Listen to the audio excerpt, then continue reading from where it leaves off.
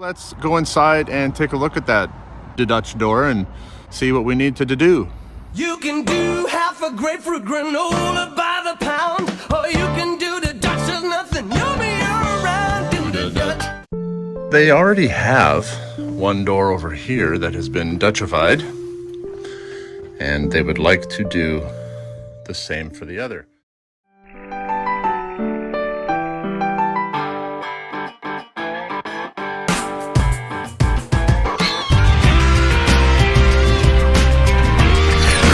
Buckle up for safety as I give you a day in the life of online. No, not online. I'm actually there. Facilities maintenance. So the other one is this one here. Big wide door. It's a 3-foot wide door. I am going to take this door off its hinges and bring it with me back to the shop. I would cut it in the field here, but it's just going to be more work to put it all back together again out here. I can do it faster in the shop, and it will take me no time at all to remove the door from the hinges. It's a lightweight door.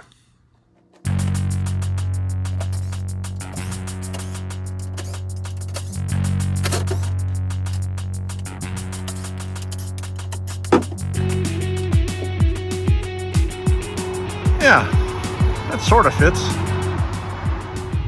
When I was over at the daycare and looking at the Dutch door on the toddler side, this one here that you can see, it's not a true Dutch door. They've just removed the top and left the bottom. If this is what they wanted on the other side, that would be pretty straightforward. But I'm revisiting the notes.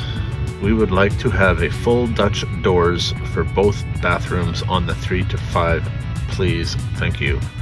So it is not as straightforward or as simple as I was hoping.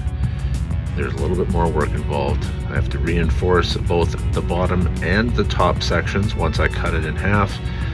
And it's not just cutting it in half, it's removing about 7/8 of an inch worth of material to allow for a 3/4 inch shelf on top of the bottom one. Well, I have the door here, one of them. I'll have to do both eventually. So the first one will be good practice for the second one. All right, this door you see behind me, clamped to the bench, is about to be Dutchified. Essentially, what I am going to do is remove about 7/8 or an inch of material, and then I'm going to put a shelf on there. The shelf goes in the bottom part. Once I cut it in half, I'm going to have to reinforce it because it's a hollow core door, meaning there's only reinforcement around the edge. They're not very strong, especially once you cut them in half. Yeah, sadly, Austin is going to be cut out of the picture.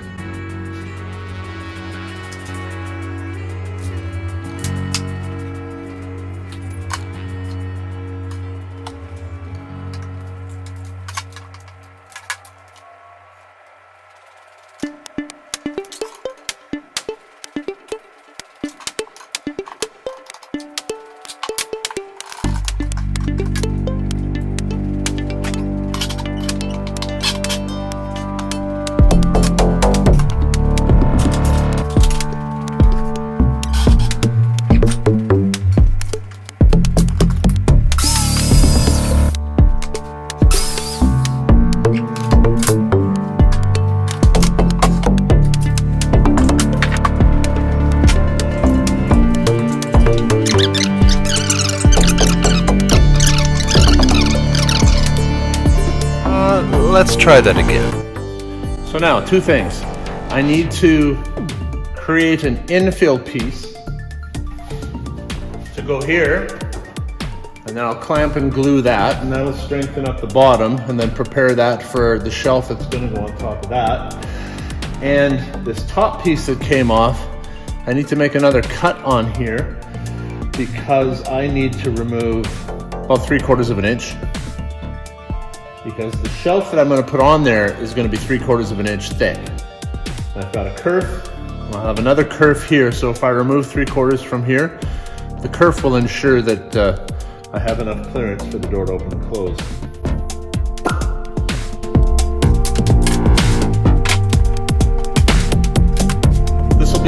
straight cut this time because I won't have a door lever in the way.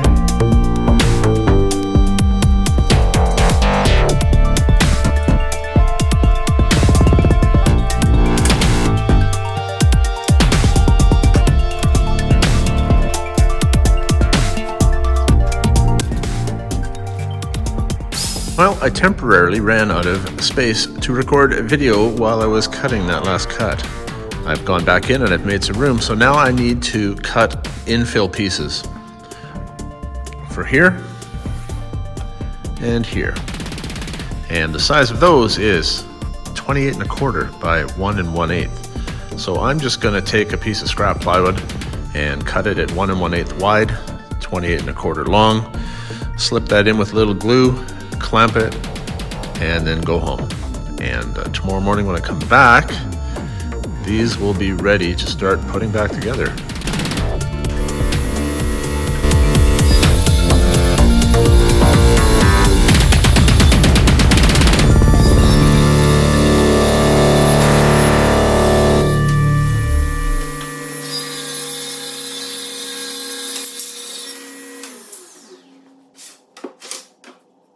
I only need 2 pieces, so why did I cut 3?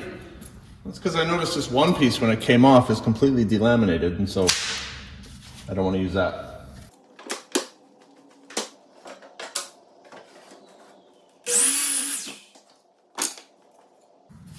Looks like these pieces also have a little bit of delamination going on, so I may just shoot some glue into there and then snap a brad in either end just to hold these together. I don't want to throw them away and use something different. I like using kind of scrap wood for this sort of a thing.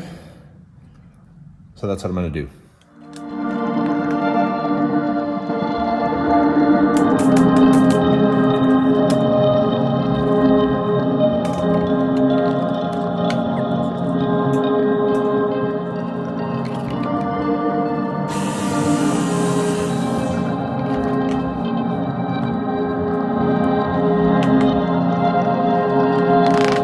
Bring forth the mallet.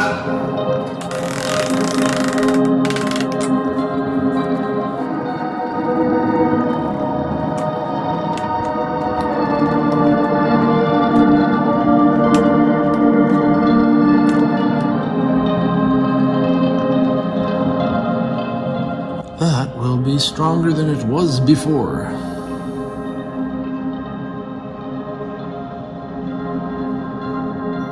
All right, let's release the clamps on this first door. They've had overnight to dry, so it is going to be as dry as it can possibly be. And I will clamp up the other one. That actually turned out really well. No one will see this because this will be the bottom side of this upper portion of the door, but it's super strong. The only thing I need to do now to finish off this upper portion is I need to put in another hinge right about here. And while they do make templates that you can clamp on the door edge, it's not worth spending the money on the jig setup to do this for 2 hinges. You know what's interesting is I've actually straightened the door. I've trued it up because the door had a very slight bend to it, but this piece is perfectly straight.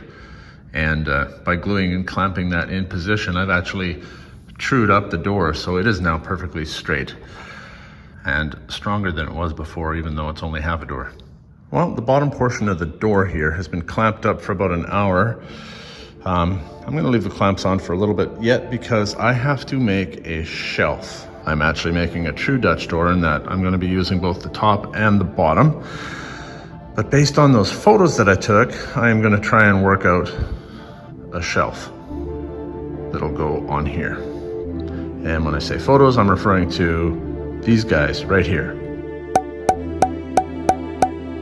While I'll often make things out of 3/4 inch maple plywood because we've got a ton of it laying around here as scrap from old cabinets and whatnot, I will be making this one out of a basic piece of pine because I need something that's 36 inches long, and none of my maple plywood cabinet pieces are that long. All the shelving from the old cabinets and whatnot is, 2.5 feet. First step is I have to turn that pine board that I have to make it 3/4 of an inch thick because that was what I allowed for my shelving thickness. So off to the thickness planer I go.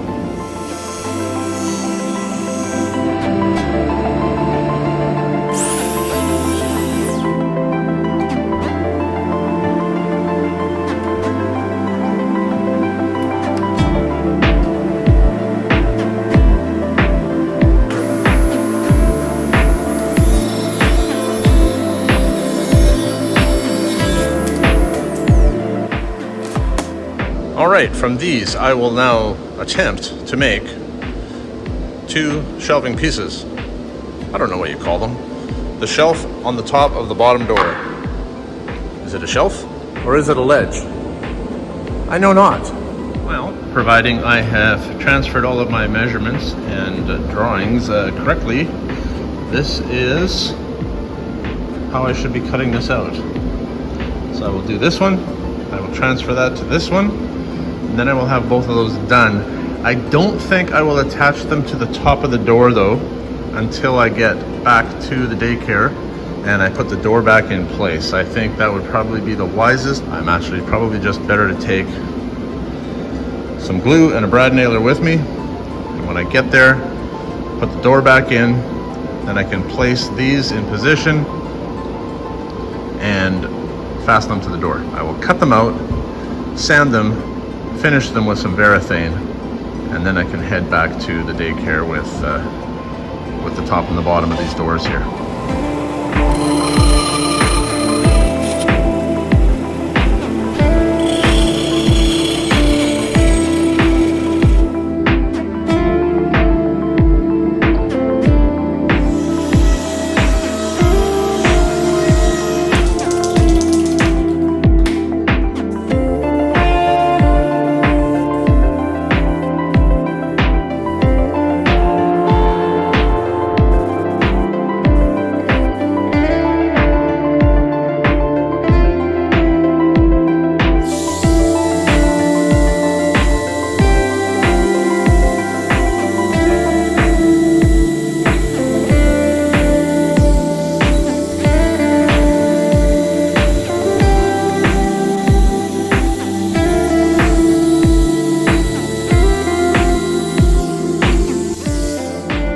Over at the daycare, I brought my door halves over here with me. I'm going to try and fit this together now, and never having done this before, I'm curious to see if it's actually going to work. Actually, before I do anything, I'm going to take one of these pieces that I made.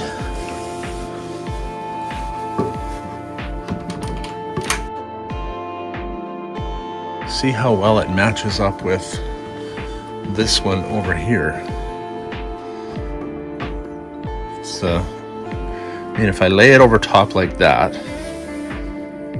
it's very close to the same. In fact, I actually like mine better. I like the rounded edge better as opposed to just knocking off the edge like that. This one here looks like an afterthought. This is why I did not attach it to the top of the bottom of the door. I wanted to bring it over here and see. I'm happy with this. This will totally work. It's just for positioning on the door itself.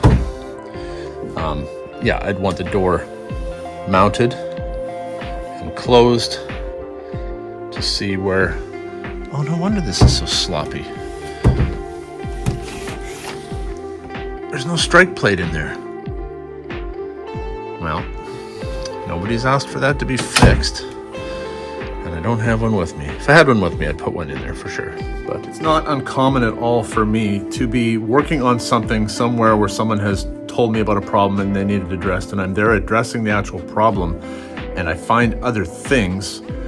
I could get lost in the mud of chasing other things that I find and not actually get to the issue that I've been requested to repair. So sometimes I'll just wait for them to ask me, and then I will show up and repair it.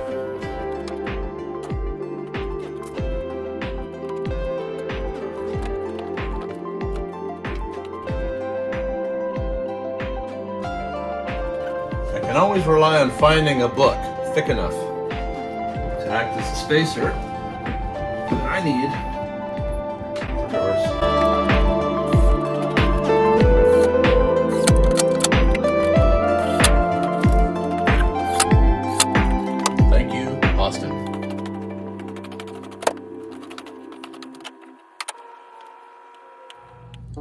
So it's just sitting there, but this is how this one will fit on top of here.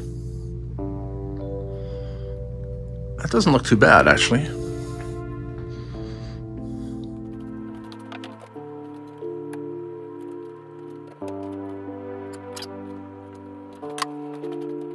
I must have left my glue in the truck. Be right back.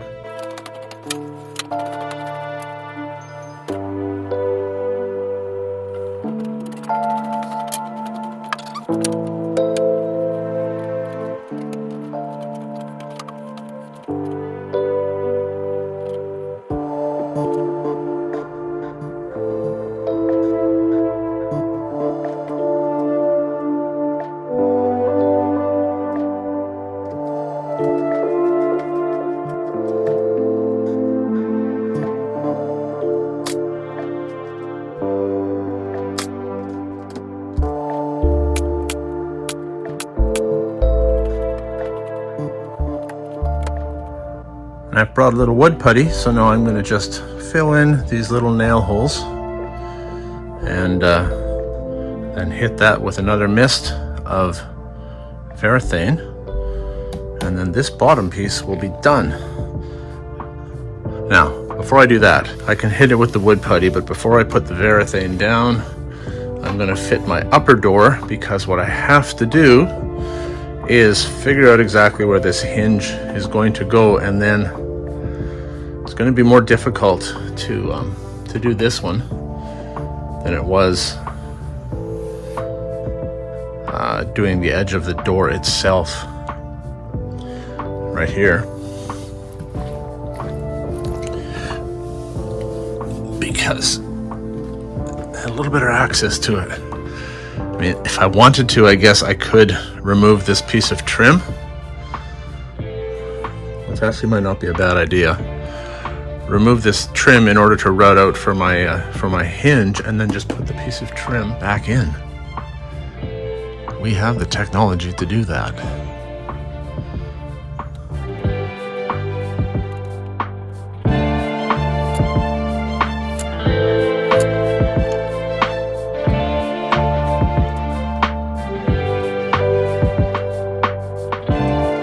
Show you what I've done here.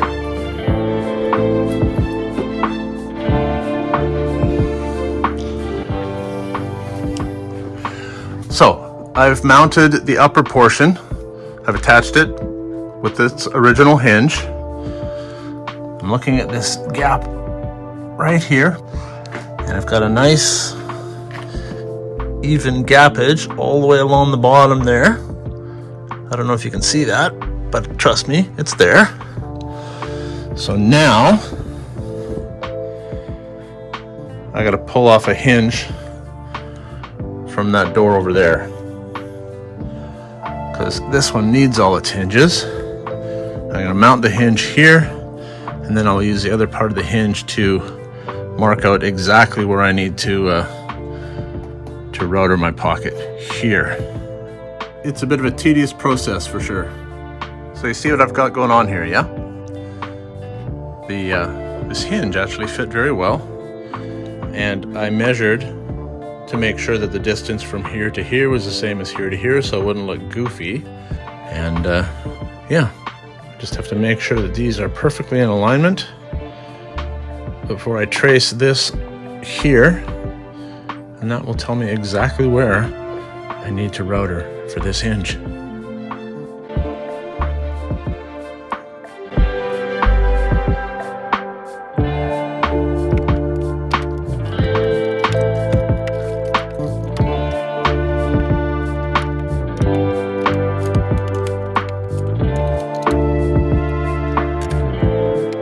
I have the depth set from the previous one that I did, so the depth is the same for both of them.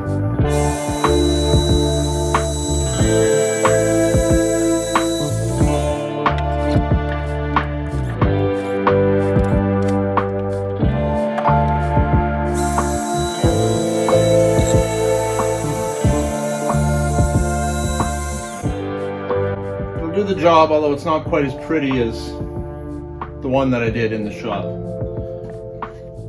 which I was able to clamp in a vise going to work at a better angle, and where I didn't run into a door.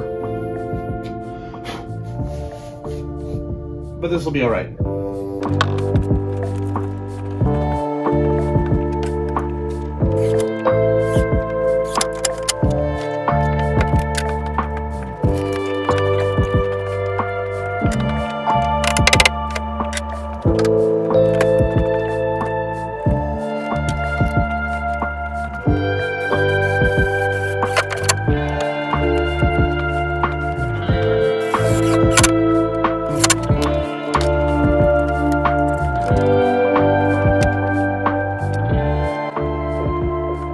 Wondering what I'm doing here. I'm taking a punch and I am putting a punch right in the center of where I need that screw to be, because if your screw wanders, it will pull your hinge over and then things will not align.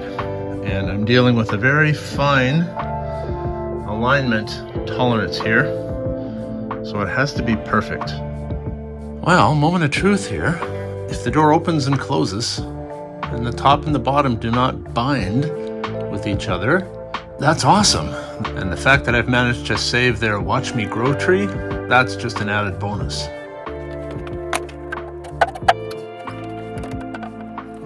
Not bad for a first crack. I'm gonna have to take this back to the shop with me and just take, I think I'll take about 1/8 of an inch off the bottom of the door with the table saw, so I'll get a nice perfect cut, because the door does want to sag a little bit. Unless maybe I'll try tightening up that top hinge and maybe that will pick that up.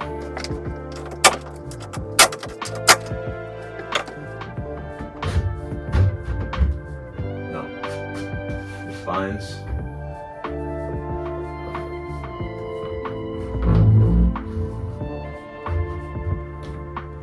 Actually, when it's closed, it barely rubs. When we get out here, it binds a little bit. It's very likely that this frame is not exactly true, and that's what's affecting that. So I'll know for the next one to take more off the top than just my kerf widths. But overall, I'm very pleased with this. So yeah, I'll just pop the top off, take that back to the shop, run it through the table saw and take 1/8 of an inch off the bottom. That should be enough to deal with this, because it's not dropping much, just a bit. So 1/8 of an inch should be plenty. And at the same time, I will now take this door with me because it is getting the same treatment. And what's behind door number 2? That was a nice cut. So next, I'm going to work out how much to take off the bottom of this one. And when I'm done this, I can probably take my other one that I cut right over there and just run it through as well. What I don't want to do is take too much. If I take 1/8 off and that ends up being way too much, then I've got a big gap at the hinge side, and I don't want that. I want to take off just enough so that the top part of the door functions the way it's supposed to. So I'm going to take a 1/16 and roll the dice and hope that I don't have to take it off again and bring it back here for a second time. This should work perfectly. Let me show you what I mean. The reason it was binding on one side is because it wasn't exactly square. And I know it wasn't exactly square because the fence on this table saw is very accurate. And I ran it through here, and look at the paper thin amount that came off here on the hinge side that actually had just enough clearance. So what you've got here is the width of your blade, which is called your kerf, and just a very, very paper thin amount. But as you work your way down the door, where it was rubbing just at this end over here, look how thick this is here. We're up to a full 1/16 of an inch over here. So what that tells me is that this was not exactly square, and now that it is, and it's taken off the thicker portion where it was actually doing the rubbing, this should work perfectly now.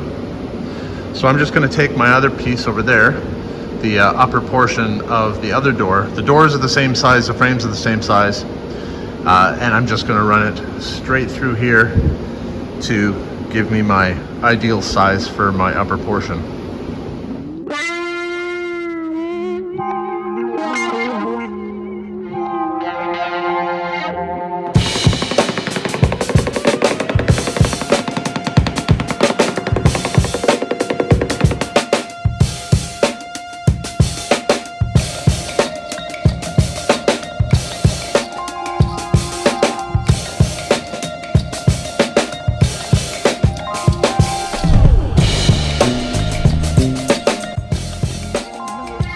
Okay, these have been clamped up for about 10 minutes shy of 2 hours, so I'm safe to remove the clamps. I'll clean it up a little bit with some sanding on the edges, and pack them up and take these over to the daycare and install them.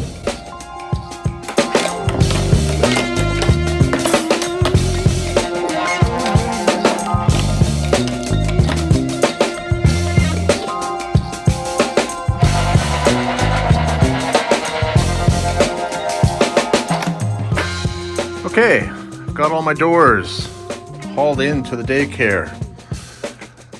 I'm gonna start assembling things. First thing I'm gonna do is put this back together, make sure that fits. I'm gonna hit this with some sandpaper where I've filled the little brad nail holes. And yet, maybe I won't do that first. Maybe, actually, no, change of plans.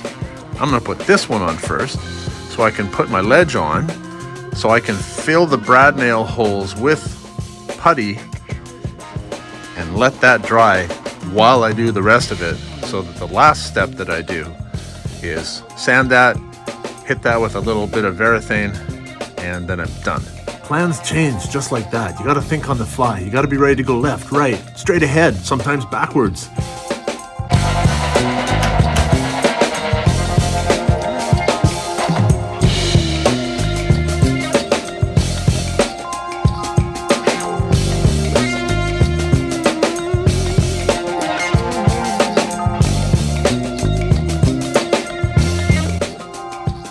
Okay, so the bottom one is in here. I've got the ledge on. Got a new hinge, which I'm going to throw up there, and then I am going to sort out where I need to router out my recess for the bottom hinge. I've got to say, the trickiest part of all of this is positioning this hinge and marking it prior to hitting that with the router. And like I did with the last one, I'm going to pop this piece of trim off because that made life so much easier. And I'll say right now, if you don't have one of these guys in your toolbox, get one. They're great for prying things off. They're great for pulling brad nails without damaging the wall. They're just a fantastic addition to any handyman's toolbox.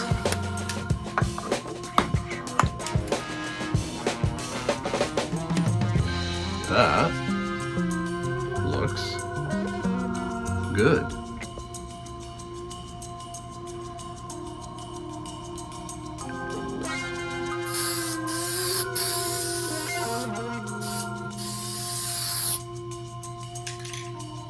Double Dutch doors.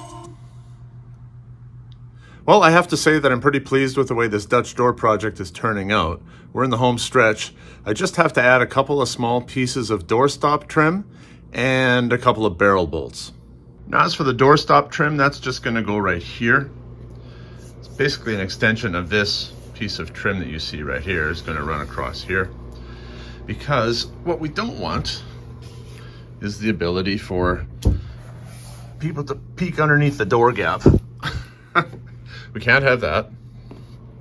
So that's what that is there for.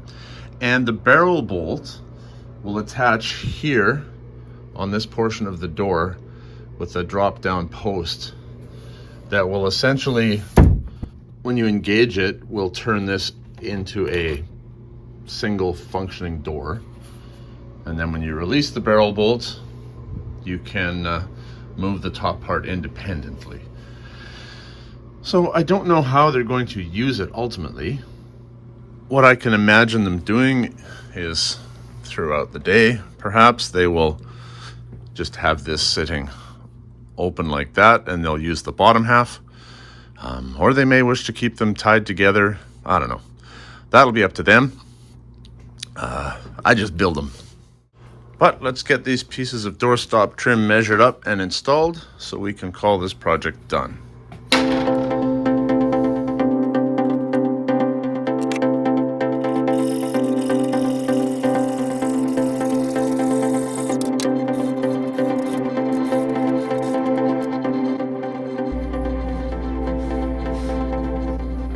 This might be easier with two people. Because what I want to do, oh, no, it's fine. Closing the bottom because I want to ensure that this piece of doorstop trim aligns perfectly with the pieces of doorstop trim on the side.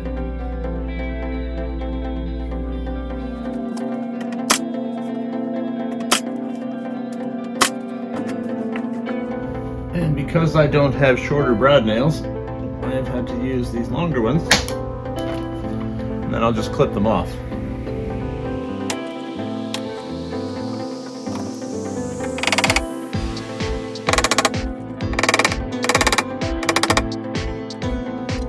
Now I'm trying to figure out where best to install this barrel bolt, whether I put it right on the edge or whether I move it in a little bit. I've actually decided to move it in a little bit, even though one of the screws will be basically going into nothing. At least that's what I think I'm going to do. Here's my reason behind it. Remember this piece that I glued into the edge of the door? It's about 1 inch deep, and it's a nice solid piece of wood.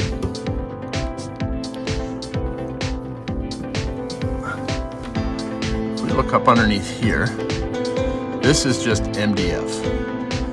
This is really high, chunky particle board. There's not a whole lot of integrity here. This is my strongest piece running right across here. So installing that barrel bolt so that I can get a screw into here, a screw into here, and then another screw in this stuff up here, I'm thinking is probably stronger than a screw into here, a screw into here, and a screw into here. The other way I could do it is move it over to here and have 4 screws all in this stuff. So 3 screws with one of them being stronger, or 4 screws in a slightly weaker substrate. That's the question. I'm gonna go with 4 screws. I've changed my mind already. I'm gonna line it up with this chunk of unique wood chip glue stuff. Well, I just discovered something a little disappointing. This chunk here, which I assumed ran all the way up the side of the door, it doesn't. In fact, I'm not even sure why it's there, because it only goes up to here and then it disappears. So it was like an extra little chunk put in there. Oh, I know why that's there. It's just backing in case somebody, you see where the doorknob is here, right? It's backing in case somebody wanted to install a deadbolt in this location up here. You've got something to actually drill through, because it ends. Like I originally wanted to have this sitting over here. There's nothing behind there. I've put a little bit of wood filler in there where I just punched a hole through the door skin. there's nothing there but that cardboard webbing stuff. This is just a block that was in there should somebody wish to put a deadbolt in the door. So it's essentially useless. So the only thing that I have to screw into here are these 3 screws holding this barrel bolt in place. It's fine, it'll be fine. This is an interior door. It's not like an exterior door that's being slammed and, you know, somebody's gonna try and break in or anything. It just goes to show you how cheap these doors are built. I would have been better when I Dutchified this door to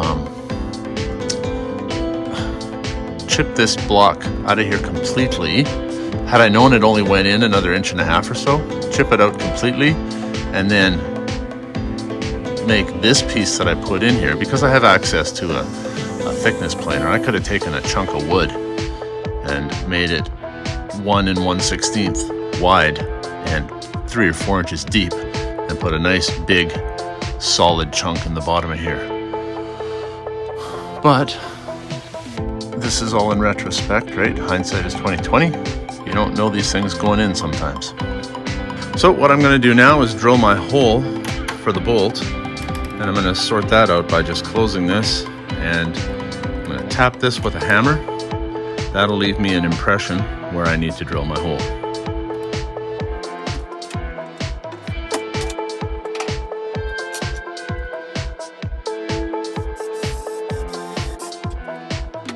Another reason why I was hoping to move this in a little further, because I would have liked this hole to be not so close to the edge where there's potential for it to split. But I am running through 2 pieces of wood here, so it should be fairly strong.